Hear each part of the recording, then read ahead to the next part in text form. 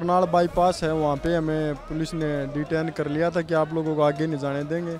हमने उनसे ये भी कहा कि भाई मैं जो गीता उसको घुटना दिखाना अपना, हम तो हॉस्पिटल में जा रहे, धरने पे नहीं जा रहे, लेकिन उन्होंने किसी भी हालत पे कहीं नहीं जाने दिया उस दिन। देखा कि गीता फोगाट जो पहलवानों के साथ है, बबीता फोगाट पहलवानों के साथ नहीं है, तो उनसे इस मसले पर बातचीत हुई आपकी बबीता फोगाट से कि उनके मन में क्या चल रहा है, क्या वो पहलवानों को सपोर्ट कर रही हैं? तो वो कह रही है कि कांग्रेसियों के साथ आप गले क्यों मिल रही हैं? मैंने बोला भी था और पहले सबसे पहले मौका उन्हीं को मिला था। सबसे पहले जब पहली बार धरने में बैठे तो उन्हीं को मौका दिया गया था कि भाई आप सरकार से बात करके फैसला करें। लेकिन बहन होने के नाते भी यहाँ पर आना चाहिए, बात करनी चाहिए, मामले को सुलझाना चाहिए। उसी पार्टी से वो ताल्लुक रखती हैं जिस पार्टी में ब्रजभूषण शरण सिंह हैं। नमस्कार, राम राम, हरियाणा तक देख रहे हैं आप और सोनिया सत्तानीता मेरा नाम है। जंतर मंतर पर इस वक्त मैं मौजूद हूँ और पवन सरोहा इस वक्त मेरे साथ हैं। गीता फोगाट के पति हैं और ये भी पहलवान है।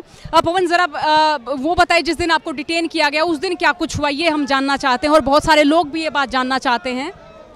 देखिए, उस दिन हम इधर धरने के लिए निकले थे और करनाल से आ रहे थे, तो जो करनाल बाईपास है वहाँ पे हमें पुलिस ने डिटेन कर लिया था कि आप लोगों को आगे नहीं जाने देंगे।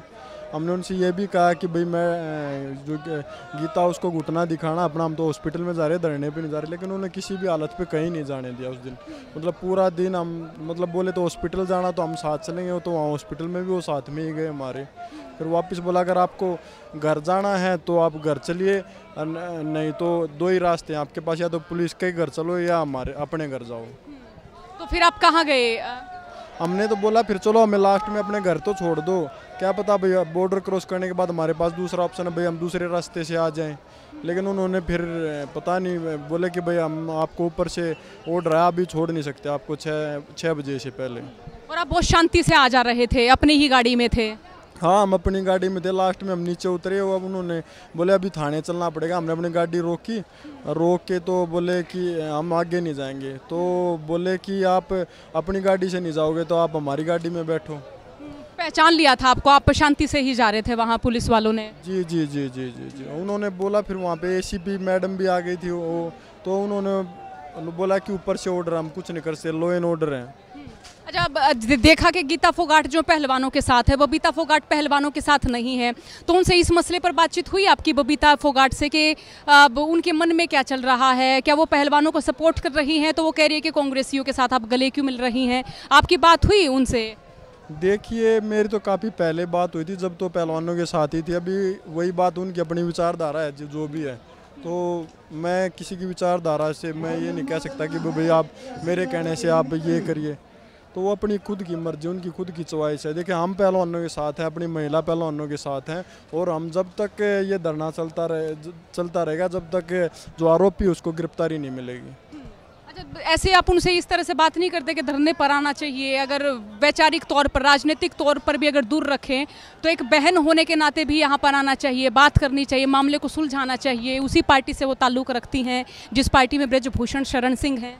देखिए, मैंने बोला भी था और पहले सबसे पहले मौका उन्हीं को मिला था। सबसे पहले जब पहली बार धरने में बैठे तो उन्हीं को मौका दिया गया था कि भाई आप सरकार से बात करके फैसला करें। लेकिन उसके बाद कुछ नहीं हुआ, तो दोबारा पहले उन्होंने निर्णय लेना पड़ा कि एक बार दोबारा फिर से धरने में बैठ के ही कुछ हो सकता है।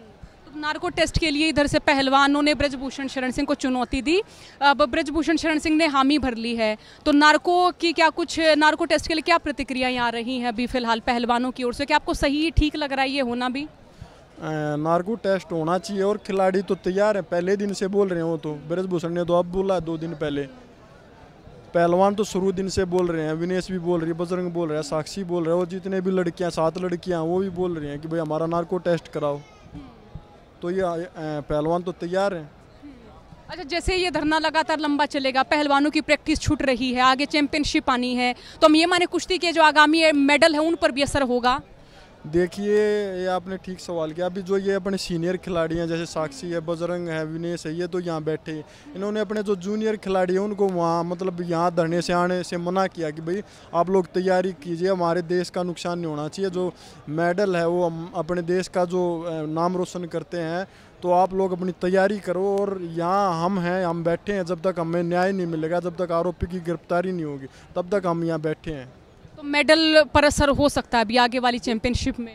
देखिए, ये तो अपनी आने वाले जो युवा पीढ़ी उनके लिए बैठे हैं, तो ये पूरे देश को सोचना चाहिए, पूरे देश को मतलब इनके साथ आ जाना चाहिए कि हमारे मतलब बहन बेटियों के लिए अपना करियर छोड़ के यहाँ बैठे। नहीं तो इस ओलंपिक में पिछले ओलंपिक में बजरंग का मेडल था, विनेश भी मेडल के करीब थी, तो ये इस ओलंपिक में भी करीब है, लेकिन ये अपना सब कुछ छोड़ छाड़ के यहाँ बैठे हैं। चलो, बहुत शुक्रिया हमसे बातचीत के लिए पवन आपका। तो पवन सरोहा हमारे साथ थे और जिन्होंने ये कहा है कि नार्को टेस्ट के लिए जहां पहलवान तैयार हैं तो दूसरी ओर से ब्रजभूषण का चैलेंज भी पहलवान स्वीकार कर रहे हैं। अब देखते हैं क्या कुछ अपडेट सामने आती है। हरियाणा तक के साथ जुड़े रहिएगा। राम राम।